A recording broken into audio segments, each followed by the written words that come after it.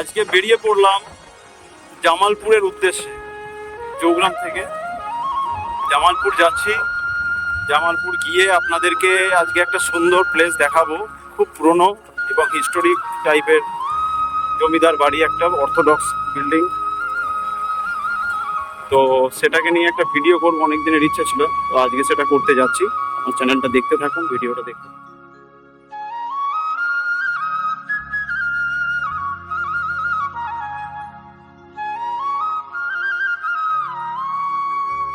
তো ফাইনালি আজকে বন্ধুরা আমি একটা জায়গায় এসেছি। এটা অনেক দিন ধরেই আসবো করছি, কিন্তু এসেছি, এর আগে দেখেছি, কিন্তু ভিডিও করা হয়নি।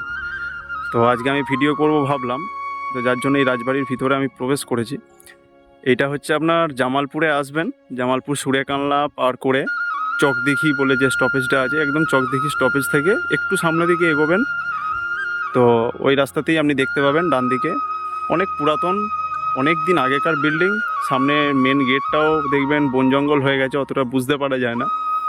তো ভেতরে একবার ঢুকবেন, এখনও পর্যন্ত মানে দেখভাল করবার জন্য জমিদার ফ্যামিলি তাদেরকে রেখেছে, এটা পরিচর্যা করবার জন্য অনেক লোকজন এখানে কর্মরত। আর হচ্ছে আপনার জমিদাররা এখানে কেউ থাকেন না।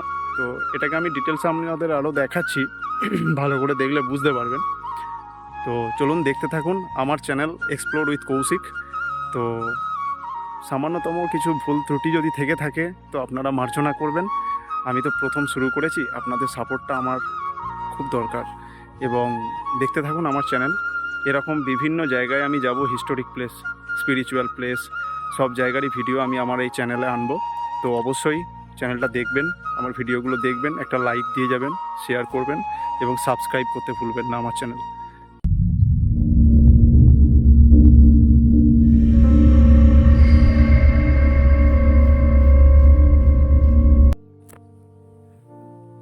দেখুন এই যে তুলসী মঞ্চ করা আছে, এই জায়গাতেই হয়তো পূজা অর্চনা আগে হতো।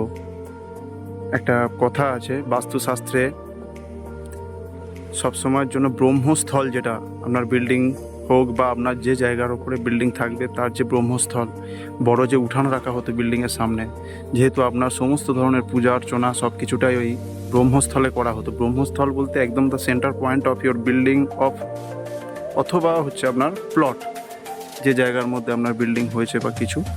তো খুব সুন্দর, সেই রকমভাবেই দেখুন একদম বিল্ডিংয়ের সামনে এই তুলসী মঞ্চ করা আছে, মানে এই জায়গায় পূজা অর্চনা করা হতো।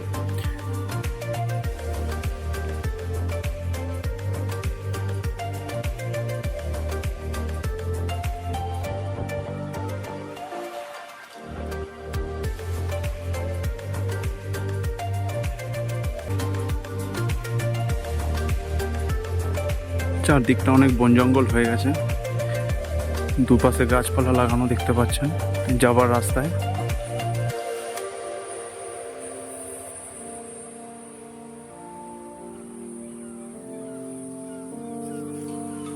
এখন স্পাইরাল স্টেয়ার লোহা দিয়ে তৈরি করা, পাশে ফুল গাছ,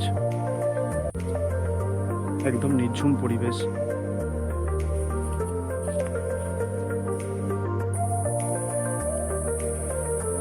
ইনি হলেন জমিদার কমলা প্রসাদ সিংহ রায়, রাজর্ষি ঠাকুর। ইনি হচ্ছেন এই বাগান বাড়ির জমিদার। কি বিশাল এরিয়া নিয়ে তৈরি করা দেখুন।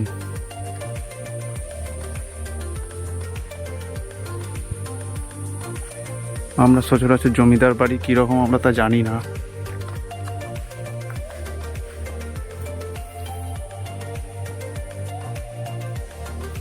রাত্রিবেলায় লাইট জ্বালানো হয়, আলোরও ব্যবস্থা আছে, দেখতে পাচ্ছেন একটা মেটাল আছে।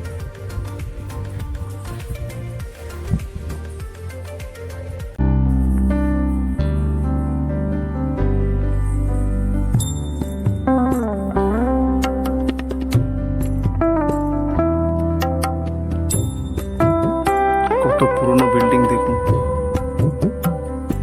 খুব ভালো লাগবে, একদম নিঝুম নিরালা পরিবেশটা, একদম শান্ত।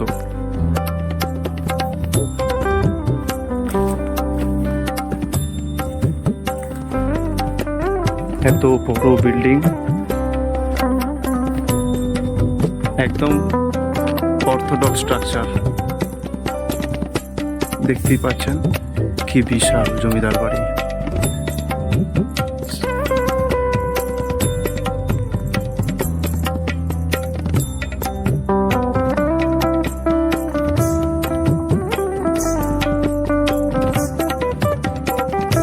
গাছপালা ভরে গেছে এখন। এই দিকটা মেবি ঠাকুর মন্দির, দেখুন।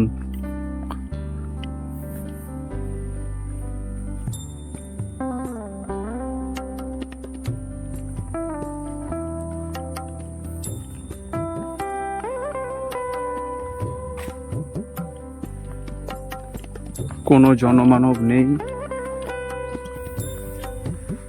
এই হচ্ছে দুর্গা মন্দির, দেখতেই পাচ্ছেন। মা দুর্গার মেটটা এখানে আছে, কাঠামোটা। এখনো পূজার প্রচলন আছে নাকি এটা আমি ঠিক জানি না। তো মেটটা মনে হচ্ছে পুরাতনই, 1 বছরের, খুব বেশি দিনের পুরানো না। দুর্গাপুজোর প্রচলন এখনো আছে আমার মনে হচ্ছে।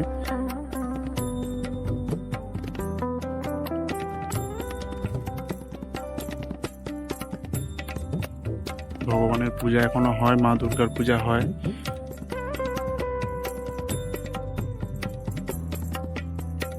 তো আমি কৌশিক, যতটা পারলাম আপনাদেরকে একটা নতুন জায়গা, নতুন রাজবাড়ি আমি দেখাবার চেষ্টা করলাম।